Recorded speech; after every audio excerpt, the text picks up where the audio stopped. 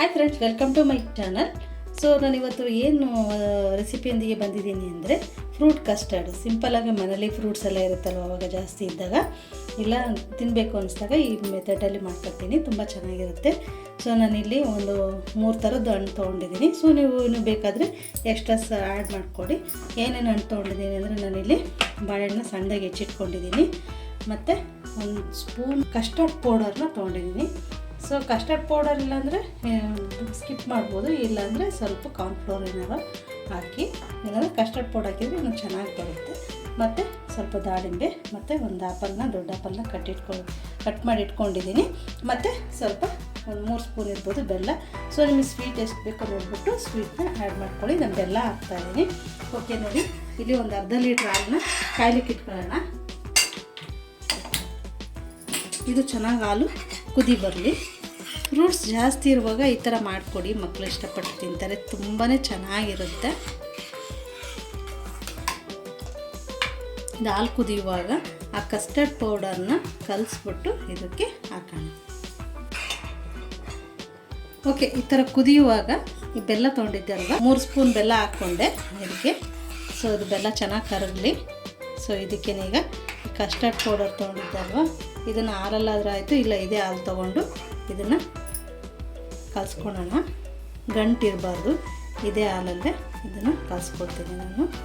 ಗಂಟು ಮಾಡ್ಕೊಬೇಡಿ. ಓಕೆ, ಇದು ಬೆಲ್ಲ ಹಾಕಿದ್ದೆ ಅಲ್ವಾ, ಬೆಲ್ಲ ಕರಗಿದ ಮೇಲೆ ಈ ಕಸ್ಟರ್ಡ್ ಪೌಡರ್ನ ನೀರಲ್ಲಾದರೂ ಆಯಿತು, ಇಲ್ಲಾಂದರೆ ಸ್ವಲ್ಪ ಹಾಲು ತಗೊಂಡು ಅದರಲ್ಲೇ ಕಲಸಿ, ಇಲ್ಲ ಹಾಲು ತಣ್ಣಗಿರುತ್ತಲ್ಲ ಅದರಲ್ಲೇ ಕಲಿಸ್ಬಿಟ್ಟು ಹಾಕಿ.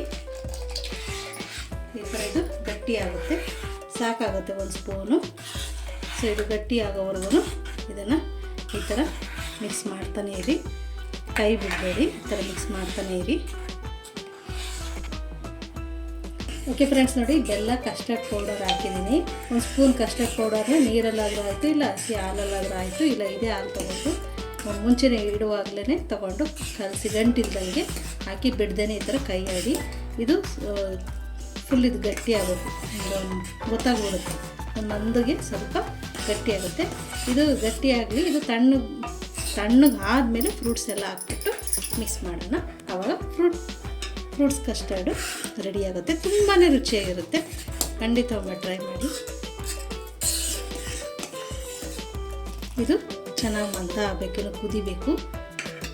ಕಸ್ಟರ್ಡ್ ಪೌಡರ್ ಜಾಸ್ತಿ ಹಾಕ್ಕೊಂಡ್ಬಿಡ್ಬೇಡಿ, ಬೇಗ ಗಟ್ಟಿ ಆಗಿಬಿಡುತ್ತೆ. 1 ಸ್ಪೂನ್ ಸಾಕಾಗುತ್ತೆ. ಅದನ್ನು ನೀರಲ್ಲಾದರೂ ಕಲಿಸ್ಕೊಳ್ಳಿ, ಇಲ್ಲಾಂದರೆ ಹಾಲಲ್ಲಾದರೂ ಕಲಿಸ್ಕೊಳ್ಳಿ, ಬಟ್ ಗಂಟು ಮಾಡಬೇಡಿ.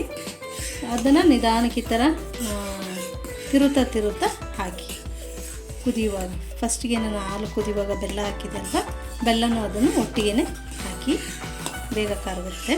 ಬೆಲ್ಲ ಬೇಡ ಅಂದರೆ ನನಗೆ ಸಕ್ಕರೆ ಬೇಕಾದರೆ ಸಕ್ಕರೆ ಆ್ಯಡ್ ಮಾಡ್ಕೊಳ್ಳಿ, ಒಂದು 3-4 ಸ್ಪೂನ್ ಸಕ್ಕರೆ ಆ್ಯಡ್ ಮಾಡ್ಕೊಳ್ಳಿ. ಹಣ್ಣಲ್ಲೂ ಸ್ವಲ್ಪ ಸ್ವೀಟ್ ಇರ್ತಲ್ವ, ಹಾಗಾಗಿ ಸ್ವಲ್ಪ ಬೆಲ್ಲ ಸಕ್ಕರೆನ ಸ್ವಲ್ಪ ಕಡಿಮೆ ಹಾಕೊಂಡ್ರೆ ಆಯಿತು. ಇದು ಚೆನ್ನಾಗಿ ಕುದೀಲಿ.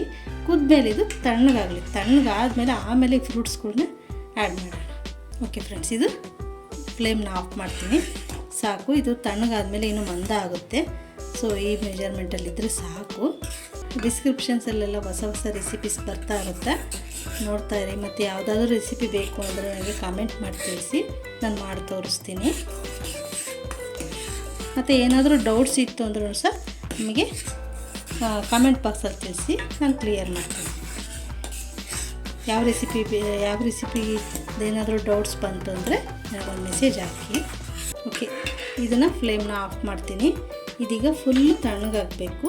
ತಣ್ಣಗಾದಮೇಲೆ ಇಲ್ಲಿರೋ ಫ್ರೂಟ್ಸ್ನೆಲ್ಲ ಆ್ಯಡ್ ಮಾಡೋಣ. ಮತ್ತು ಯಾವ್ಯಾವ ಫ್ರೂಟ್ಸ್ ಬೇಕೋ ನಮಗೆ, ಯಾವ್ಯಾವ ಫ್ರೂಟ್ಸ್ ಇಷ್ಟನೋ ಎಲ್ಲ ಥರದ್ದು ಫ್ರೂಟ್ಸ್ ಹಾಕೊಳ್ಳಿ, ತುಂಬ ಚೆನ್ನಾಗಿರುತ್ತೆ. ಓಕೆ ನೋಡಿ, ಇಷ್ಟಿದೆ. ಇದು ತಣ್ಣಗಾದರೆ ಇನ್ನೂ ಗಟ್ಟಿಯಾಗುತ್ತೆ. ಸಾಕು, ತುಂಬ ಚೆನ್ನಾಗಿರುತ್ತೆ. ಓಕೆ, ಇದು ತಣ್ಣಗಾಗಲಿ. ಓಕೆ ಫ್ರೆಂಡ್ಸ್, ನೋಡಿ ಫ್ರೂಟ್ಸ್ ಎಲ್ಲ ಹಾಲು ತಣ್ಣಗಾಯಿತು. ಇದು ಫ್ರೂಟ್ಸ್ ಎಲ್ಲ ಅಷ್ಟು ಹೆಚ್ಕೊಂಡಿದ್ದೆ, ತೋರಿಸಿದ್ದೆ ಅಲ್ವಾಗಲೇ, ಅದನ್ನಷ್ಟು ಇದರೊಳಗಡೆ ಹಾಕಿದೆ. ತುಂಬಾ ಚೆನ್ನಾಗಿರುತ್ತೆ. ನೋಡಿ ಎಷ್ಟು ಚೆನ್ನಾಗಿ ಮಂದ ಬಂದಿದೆ, ಚೆನ್ನಾಗಿದೆ, ತುಂಬ ಟೇಸ್ಟಿಯಾಗಿದೆ. ಸೊ ಸ್ವೀಟ್ನ ನೋಡಿಬಿಟ್ಟು ನೀವು ಎಷ್ಟು ಹಾಲನ್ನ ತೊಗೊಳ್ತೀರೋ ನೋಡಿಬಿಟ್ಟು ಹಾಕ್ಕೊಳ್ಳಿ. ಓಕೆ ನೋಡಿ, ಇದನ್ನು ನಾನೀಗ ಸರ್ವ್ ಮಾಡ್ಕೊಳ್ತಾ ಇದ್ದೀನಿ. ಮಕ್ಕಳಿಗೆ ಮಾಡಿಕೊಡಿ, ತುಂಬ ಇಷ್ಟಪಟ್ಟು ತಿಂತಾರೆ.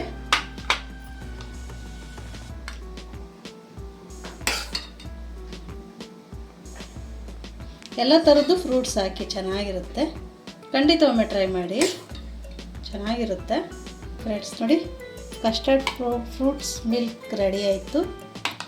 ಜಾಸ್ತಿ ಫ್ರೂಟ್ಸ್ ಇರುವಾಗ ಇಲ್ಲ ತಿನ್ನಬೇಕು ಅನಿಸುವಾಗ ಈ ಥರ ಮಾಡಿ ತುಂಬಾ ಚೆನ್ನಾಗಿರುತ್ತೆ, ತುಂಬ ಟೇಸ್ಟಿಯಾಗಿರುತ್ತೆ.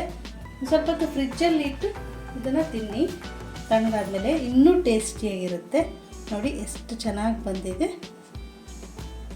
ಓಕೆ ಫ್ರೆಂಡ್ಸ್, ಖಂಡಿತ ಒಮ್ಮೆ ಟ್ರೈ ಮಾಡಿ, ಹೇಗೆ ಬಂತು ಅಂತ ನನಗೆ ಕಾಮೆಂಟ್ ಮಾಡಿ, ಮತ್ತು ಲೈಕ್ ಮಾಡಿ, ಶೇರ್ ಮಾಡಿ. ಯಾರೆಲ್ಲ ನಮ್ಮದು ಹೊಸ ಚಾನಲ್ ನೋಡ್ತಾ ಇದ್ದೀರಾ ಪ್ಲೀಸ್ ಸಬ್ಸ್ಕ್ರೈಬ್ ಮಾಡಿ. ಮತ್ತು ಹೊಸ ರೆಸಿಪೀಸ್ ಹಾಕ್ತಾ ಇರ್ತೀನಿ, ಖಂಡಿತ ಒಮ್ಮೆ ನೋಡ್ತಾ ಇರಿ. ಮತ್ತು ಹೇಗೆ ಬಂತು ಅಂತ ನನಗೆ ಕಾಮೆಂಟ್ ಮಾಡಿ.